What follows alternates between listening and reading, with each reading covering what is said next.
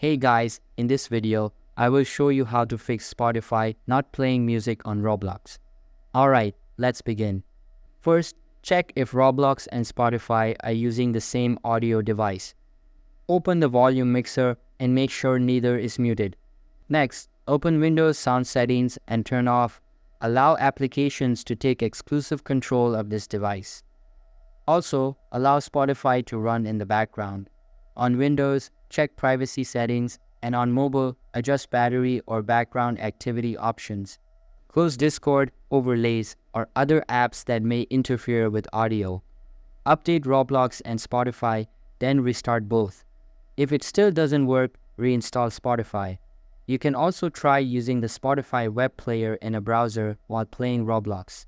So that's basically how you can fix Spotify not playing music on Roblox. And that's it for this video.